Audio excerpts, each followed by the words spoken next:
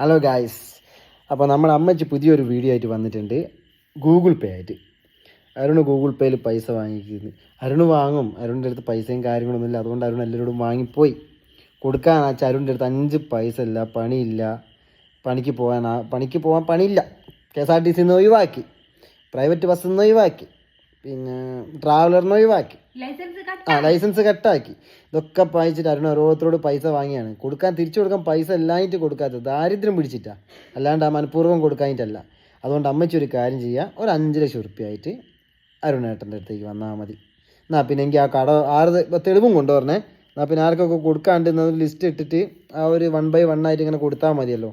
ഒന്നാമത് ഓർമ്മയില്ല, ആരോടൊക്കെയോ വാങ്ങിക്കുന്നുണ്ട്. കാരണം കഷ്ടപ്പാടല്ലേ, ഇത്രയും കടവും കാര്യങ്ങളായിട്ട് നടക്കുന്നതിനെ കൊണ്ട് അങ്ങനെ വാങ്ങിപ്പോയതാണ്. അതുകൊണ്ട് അമ്മച്ചി ആ ലിസ്റ്റ് ഒന്ന് എനിക്ക് അയച്ചു തന്നാൽ വളരെ ഉപകാരമായിരിക്കും. എത്ര ആൾക്ക് കൊടുക്കാണ്ട് എനിക്കൊരു പിടുത്തമില്ല. കാരണം ഗൂഗിൾ പേയിലാകുമ്പോൾ സ്ക്രീൻഷോട്ടും കാര്യം ഉണ്ടാവില്ല. അതൊന്നും അമ്മച്ചി അയച്ചു തന്നാൽ മതി. എന്നാൽ പിന്നെ കുഴപ്പമില്ലല്ലോ. ആ ഒരു കാൽക്കുലേറ്ററും വെച്ചിട്ട് ഞാൻ ഓരോരുത്തർക്ക് കൊടുത്തോളൂ. ഒന്നാമത് സത്യമായിട്ട് ആരെ ഓർമ്മയില്ല, ആരോടൊക്കെയോ വാങ്ങിക്കും. കുറ്റിയാടി മുതൽ കോഴിക്കോട് വരെ എല്ലാവരോടും ഞാൻ വാങ്ങിക്കും. അത് പിന്നെ വാങ്ങിയതല്ലേ. പിന്നെ അതേമാതിരി അമ്മച്ചി ഒരു കാര്യം പറഞ്ഞ് നമ്മളെ മൊണ്ണച്ചീനെ കൊണ്ട്, ആ മൊണ്ണച്ചീനെ ഇപ്പോൾ എന്തായാലും നെഗറ്റീവ് അടിക്കും. ഇപ്പോൾ പിന്നെ കണ്ടുകൂടാത്ത സ്ഥിതിക്ക് എന്തായാലും നെഗറ്റീവ് അടിക്കും. എന്തായാലും ഞാൻ ഗൂഗിൾ പേയിൽ പൈസ വാങ്ങിക്കുന്നുണ്ടെങ്കിൽ എനിക്ക് ഓർമ്മയില്ലായിട്ടാണ് കൊടുക്കാത്തത്. അമ്മച്ചി ഒരാളോട് 500 ഉറുപ്പ്യ വാങ്ങിയിട്ട് ഇതുവരെ കൊടുത്തിട്ടില്ലല്ലോ. എന്നിട്ട് തൽക്കാലം അയാൾ ലൈവിൽ വരെ വന്ന് പറഞ്ഞ് ഒരു 300 കിട്ടിയാൽ മതിയായിരുന്നു. പിന്നെ ഗൂഗിൾ പേ പീഡന കേസും കാര്യങ്ങളൊക്കെ ആയിട്ട് അമ്മച്ചി വന്ന്, ഞാനൊരാളെ റൂമിൽ കയറ്റിയിട്ട് പണ്ണാൻ പോയിട്ടും കാര്യങ്ങളൊന്നുമില്ല. അമ്മച്ചി കുറേ പോയില്ലേ. പിന്നെ കല്യാണപ്പുരെ പോയിട്ട് ചെറിയ മോളെ മാല പിടിച്ചൂരി, അതിനും കുറേ പ്രശ്നം. ഇതൊക്കെ ഉള്ളതല്ല അമ്മച്ചിയെ. ആ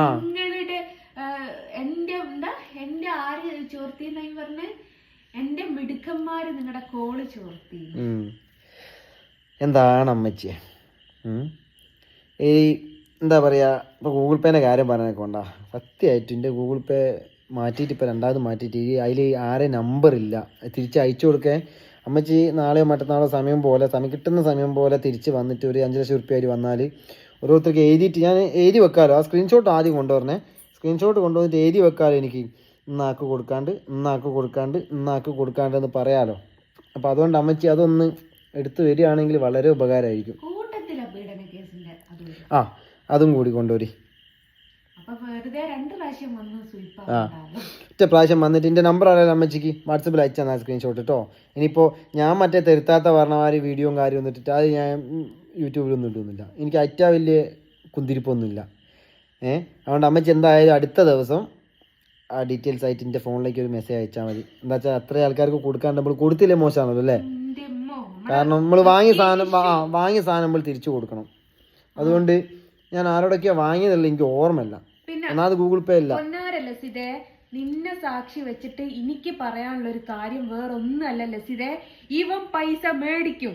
കാരണം ഇന്നും കൂടി എന്നോട് പൈസ മേടിച്ചിട്ടില്ല ലസിതേ.